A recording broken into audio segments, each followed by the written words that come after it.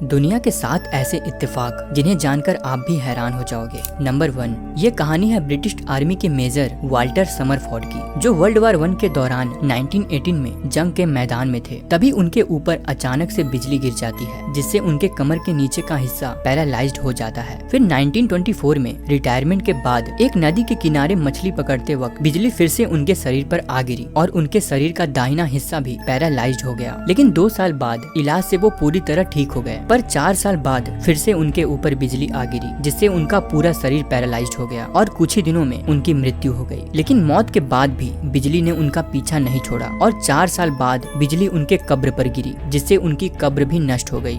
Number 2, America के एक famous writer Edgar Allan Poe ने अपनी एक book the narrative of Arthur Gordon Pym of Nantucket में एक फिक्शनल स्टोरी लिखी थी, जिसमें उन्होंने 4 नाविकों के बारे में जिक्र किया है, जो समुद्र में भयंकर तूफान के बाद रास्ता भटक जाते हैं और खाना खत्म होने के बाद 3 दोस्त मिलकर चौथे व्यक्ति को मारकर खा जाते हैं, जिसका नाम रिचर्ड पार्कर था। लेकिन आपको जानकर हैरानी होगी कि 46 साल बाद 1884 में 4 नाविक समुद्री सफर के दौरान रास्ता भटक गए और भूख की वजह से उन्होंने अपने ही एक आदमी को मारकर खा लिया। इसमें सबसे बड़ी हैरानी की बात ये थी कि उस व्यक्ति का नाम भी रिचर्ड पार्कर था। नंबर 3, नेपोलियन और एडोल्फ हिटलर दोनों ही अपने समय में सबसे क्रूर शासक थे, जिनके शासन काल में करोड़ों लोगों ने अपनी जान गंवाई थी। लेकिन इन दोनों के बीच कई समान समय के संयोग हैं, जैसे दोनों का ही जन्म जहां पर उन्होंने शासन किया वहां पर नहीं बल्कि किसी और देश में हुआ था। साथ ही जब नेपोलियन के हाथ सत्ता आई, उसके ठीक 129 साल बाद हिटलर के हाथ में सत्ता आई। जब नेपोलियन ने सोवियत के खिलाफ युद्ध की शुरुआत की, उसके ठीक 129 साल बाद हिटलर ने भी सोवियत के खिलाफ युद्ध की शुरुआत की थी।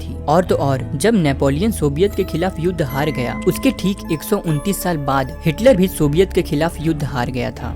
नंबर 4, ओहायो में रहने वाली सिर्फ 15 साल की एक लड़की ने 2 जुड़वा बच्चों को जन्म दिया, लेकिन कम उम्र होने के कारण वो इन बच्चों की परवरिश नहीं कर सकती थी। इसलिए इन दोनों बच्चों को ओहायो में रहने वाली 2 अलग अलग फैमिलीज ने अडॉप्ट किया। लेकिन अलग अलग रहने के बाद भी इन दोनों भाइयों में ऐसे संयोग बने जिसे आज तक बड़े बड़े ह्यूमन बिहेवियर के स्पेशलिस्ट और साइकोलॉजिस्ट भी नहीं समझ सके। जैसे इन दोनों बच्चों को जिन फैमिलीज ने अडॉप्ट किया था, उन्होंने दोनों बच्चों का नाम जेम्स रखा था। जब वो स्कूल जाने लगे तो दोनों बच्चों का फेवरेट सब्जेक्ट मैथ था, और जब वो बड़े हुए तो दोनों की ही शादी लिंडा नाम की औरत से हुई। शादी के कुछ समय बाद ही दोनों का ही अपनी अपनी पत्नियों से डिवोर्स हो गया। और आपको जानकर हैरानी होगी कि उन दोनों ने ही दूसरी शादी की, और जिससे उन्होंने शादी की उन दोनों ही लड़कियों का नाम पैटी था। यहाँ तक कि दोनों लड़कियों के पहले से एक एक बच्चे भी थे, जिनका फर्स्ट नेम जेम्स ही था। 39 साल बाद जब ये दोनों भाई मिले और उन्होंने अपने लाइफ में हुए इन समान संयोग को एक दूसरे से साझा किया, तो दोनों हैरान हो गए। ये दोनों भाई लगभग एक जैसी नौकरी करते थे, साथ ही दोनों एक ही ब्रांड की शराब और सिगरेट पीते थे। क्या इतनी सारी समानताएं मात्र एक संयोग था या कुछ और जिसे समझ पाना नामुमकिन है। नंबर 5, 21 मई साल 2001 में एक पीसी गेम लॉन्च किया गया था, जिसका नाम डेउस एक्स था। इस गेम की स्टोरी में अमेरिका के न्यूयॉर्क सिटी को दिखाया गया था, लेकिन गेम के डेवलपर्स ने गलती से न्यूयॉर्क के ट्विन टावर को गेम में ऐड करना भूल गए। जब इस गलती का पता गेम कंपनी को चला कि वो गेम में न्यूयॉर्क सिटी के नक्शे में वर्ल्ड ट्रेड सेंटर को ऐड करना भूल गए हैं, तो उन्होंने गेम की कहानी को ही बदल दिया और उसमें ये दिखा दिया कि एक आतंकी हमले में वो ट्विन टावर तबाह हो गए। हैरानी की बात थी कि गेम लॉन्च होने के ठीक 4 महीने बाद 11 सितंबर 2001 को आतंकी हमले में इन टावर्स को गिरा दिया गया, जिसमें हजारों लोगों ने अपनी जान गंवा दी, जिसके बाद से ये गेम भी काफी चर्चा में आ गई थी। नंबर 6, इस इमेज को ध्यान से देखिए। आपको भी लग रहा होगा कि ये दोनों महिला जुड़वा बहन हैं, लेकिन ऐसा नहीं है। इस इमेज में दिख रही पहली महिला 1950s की एक फेमस इजिप्शियन एक्ट्रेस जुबैदा थारवट है, और दूसरी महिला आज के समय की हॉलीवुड की एक फेमस एक्ट्रेस जेनिफर लॉरेंस है। हैरानी की बात है कि दोनों की शक्ल हूबहू मैच होती है और दोनों के काम भी, बस समय अलग अलग है।